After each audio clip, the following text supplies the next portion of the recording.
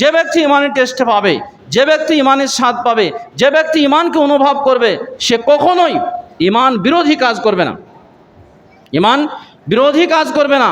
এবং তার অন্তরে যখন চিনি আর পানি যেমন একসাথে মিক্সচার করলে যেমন মিশে যায়, যাদের অন্তরের অন্তঃস্থলে ইমান ঢুকে গেছে তারা লা ইয়াসতাতু আবাদান, কখনোই অসন্তুষ্ট হবে না। একটা সহিহ বুখারীতে হাদিস রয়েছে আয়েশা রাদিয়াল্লাহু তাআলা আনহা থেকে, লম্বা চওড়া হাদিস। রাসূলুল্লাহ সাল্লাল্লাহু আলাইহি সাল্লাম যখন কি করলেন, মদিনার মসজিদ যখন হয়ে গেল, তো রাসূলুল্লাহ সাল্লাল্লাহু আলাইহি ওয়াসাল্লাম কাইসার কিসরাকে দাওয়াত দিলেন। কাইসার, তার মধ্যে হিরাক্লিয়াস বাদশাকে আল্লাহ রসুল দাওয়াত দিয়েছিলেন ইসলাম কবুল করার জন্য। সেখানে রাসূলুল্লাহ সাল্লাল্লাহু আলাইহি ওয়াসাল্লাম লম্বা চওড়া একটা চিঠি লিখেছিলেন আর বলেছিলেন আসলিম তাসলিম, ইসলাম কবুল করো শান্তি পাবে। তো সেখানে রাসূলুল্লাহ সাল্লাল্লাহু আলাইহি সাল্লাম একটা কথা বলেছিলেন। সেই কথা হিরাক্লিয়াস বাদশার কাছে যখন রাসূলুল্লাহ সাল্লাল্লাহু আলাইহি ওয়াসাল্লাম চিঠি পাঠালেন, তো হিরাক্লিয়াস বাদশা আরবি ভাষা ছিলেন না, অনারব ছিলেন।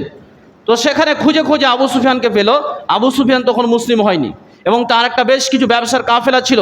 তো বাদশাহ কী করলো, আবু সুফিয়ানকে ডাকা করালো এবং আবু সুফিয়ানকে প্রায় 9টি প্রশ্ন করেছিলেন। আর মধ্যে একজন দ্বিভাষী ছিলেন, সে ভাষা ট্রান্সলেট করে দিচ্ছিল। তো এই 9টি প্রশ্নের মধ্যে একটি প্রশ্ন ছিল যে মুহাম্মদ সাল্লাল্লাহু আলাইহি সাল্লাম যিনি নবী বলে দাবি করেছেন, তিনার বংশে এর পূর্বে কেউ নবী ছিল? বলল না। তিনার কাছে যারা নবী হচ্ছে, মুসলমান হচ্ছে, তারা অসহায় লোক না প্রভাবশালী মানুষ? বলছে না, অসহায় মানুষ।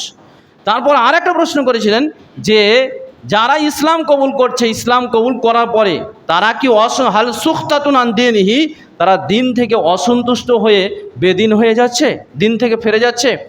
তো আবু সুফিয়ান বলেছিলেন যে না। তো হিরাক্লিয়াস বাদশাহ বলেছিলেন ইন্নাল ইমান ইযা বাশাশাতাল কুলুব, যখন মানুষের ইমান অন্তরের অন্তঃস্থলে ঢুকে যায়, লা ইয়াসখাতু আবাদান, কখনোই সে অসন্তুষ্ট হবে না, কখনোই অসন্তুষ্ট হবে না।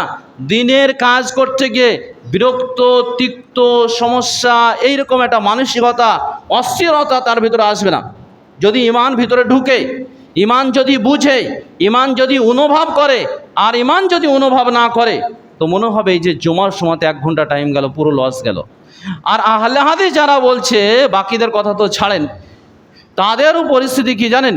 ইমান না বুঝার কারণেই, ইমান না বুঝার কারণেই জুমার দিনে অতটা মানুষ, আর আশা করছি ফজরের সময়তে এই খাম্বা পর্যন্ত হয়নি, এই মধ্যে খাম্বা পর্যন্ত হয়নি।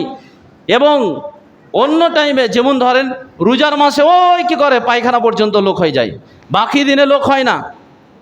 কারণটা হচ্ছে ইমান না বোঝার কারণে। কারণ তাদের কাছে তৃপ্তিকর লাগে না।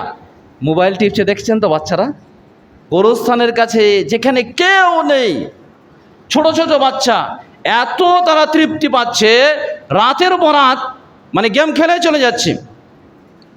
কিসের লেগেন গেম খাচ্ছে? সেখানে একটা তৃপ্তি পাচ্ছে বলে তো এত খেলছে। কেউ নেই, অন্য সময়তে তাকে যেতে বললে সে ভয়ে যেতে পারবে না, কিন্তু মোবাইল টিপার জন্য সে রাতের পর রাত টিপেই যাচ্ছে, সেখানে একটা তৃপ্তি পাচ্ছে।